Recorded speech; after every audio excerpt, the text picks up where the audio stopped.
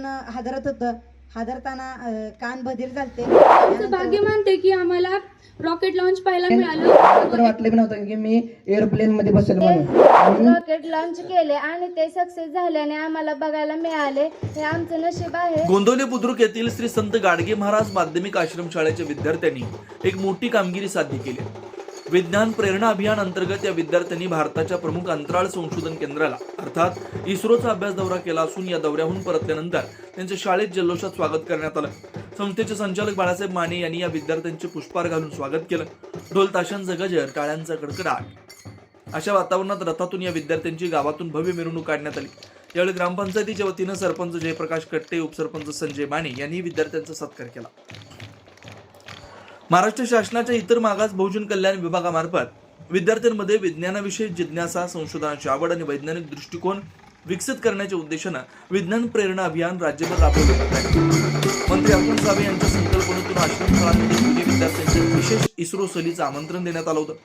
या अभ्यास दौऱ्यात विद्यार्थ्यांनी बेंगळुरू, कन्याकुमारी आणि तमिळनाडू या ठिकाणी भेट देत आधुनिक विज्ञान, तंत्रज्ञान आणि अंतराळ संशोधनाची प्रत्यक्ष माहिती घेतली.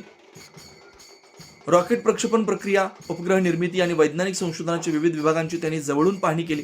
दौऱ्यातून परतलेल्या विद्यार्थ्यांनी शाळेत अनुभव कथन करताना हे आयुष्यातील सर्वात संस्मरणीय क्षण असल्याचं सांगितलं. विद्यार्थ्यांच्या या यशस्वी सहलीनं गोंदवले बुद्रुक गावात संपूर्ण परिसराचा मान उंचावला.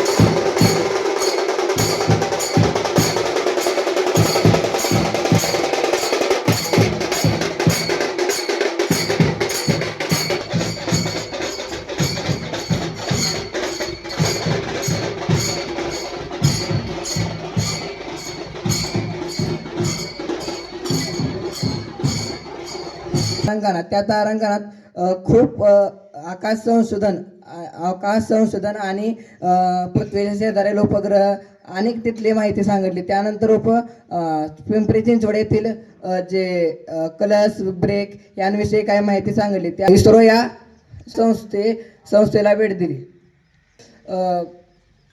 त्या दोन शास्त्रज्ञांनी काय माहिती सांगितली ते आम्ही नोट डाऊन करून आमच्या वहीत आहे ती, आणि ती माहिती आम्हाला गरजेची आहे. आणि मला तर वाटलं पण नव्हतं की मी एअरप्लेन मध्ये बसेल म्हणून. प्राणी संग्रहालय पाहिलं, त्यात जिवंत प्राणी पण त्यातील त्यांच्या शरीरातील पार्ट काढून त्यांना हे केल्यानंतर ते जिवंत प्राणी तिथे होते. तुंबा येथे गेल्यानंतर तिथे आम्ही 1.5 तास थांबलो. 1.5 तास थांबल्यानंतर ना आम्हाला असे वाटत होते की ते जे लॉन्च पॅड आहे ते लॉन्च कधी होते, आणि लॉन्च होण्यासाठी आम्ही ते थांबलेलो, उशीरभर थांबलो. त्यानंतर ना जेव्हा ते लॉन्च होण्याची वेळ आली, ते रॉकेट लॉन्च झाल्यानंतर ते 3 सेकंदातच अंधुक झाले. विमानात जाताना आम्हाला असे वाटत होते की कधी विमानात जातोय आणि कधी वरचा नजारा पाहतोय. विमानवर जाताना अशी खूप भीती वाटत होती की विमान असं पूर्ण हादरत होतं. हादरताना कान बधीर झालते. त्यानंतर वर गेल्यानंतर ना असं खूप छान वाटत होतं की विमान असं हवेत होतं, आणि आम्हाला सुद्धा खूप छान नजारा बघायला भेटला. तुंबा हे ते ठिकाणी हे रॉकेट लॉन्च होतंय. प्रश्न आम्हाला पडलेला की तुंबाच हे नाव का ठेवलं गेलं तिथं, हे तुंबाच हे ठिकाण का निवडलं. तिथं आम्हाला तिथल्या शिक्षकांनी सांगितलं की तुंबा हे एक असं ठिकाण होतं की जिथे विषुववृत्त आणि ग्रॅव्हिटेशनल फोर्स खूप कमी येतो, आणि विषुववृत्त तिथून जवळ आहे आणि समुद्र किनारा पण आहे तिथं. तिथून रॉकेट लॉन्च केल्यानंतर ते फेल झालं तरी समुद्रात पडेल लोकांना, इतर लोकांना इजा होणार नाही अशी त्यांचे म्हणणं होतं. आणि तुंबा हे नाव तिथं म्हणजे ती जागा पहिली रिकामी होती, तिथं तुंबा नावाची फुलं होती. त्या तुंबा नावाच्या फुलांवरून त्या जागेला तुंबा हे नाव देण्यात आलं. मी आमचं भाग्य मानते की आम्हाला रॉकेट लॉन्च पाहायला मिळालं. एका वर्षातून 12 वेळा रॉकेट लॉन्च होतं, आणि त्यातले 7 वेळा यशस्वी ठरतं आणि 5 वेळा फेल होतं. त्यामुळे तिथे बरेच लोक म्हणाले तुमचं खूप लक आहे की तुम्हाला रॉकेट लॉन्च बघायला भेटलं, नाहीतर काय लोकांना येऊन काय वेळेस बघायला सुद्धा भेटत नाही. आम्ही जे मेन बघण्यासाठी गेलतो तो इस्रो.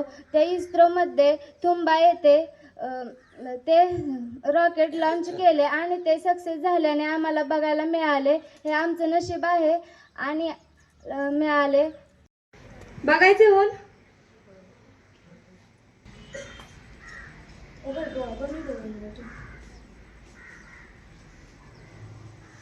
झाला का होल? दिसतोय का? आणि ब्रेन दोन्ही एक साथ काम करते ना, त्याच्यामुळे ते दोघांचं कन्फ्युजन होऊन ते तसं दिसतं.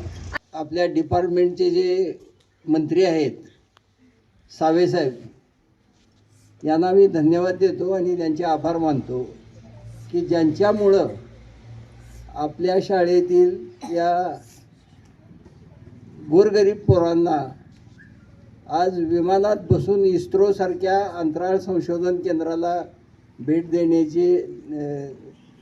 द्यायला मिळाली.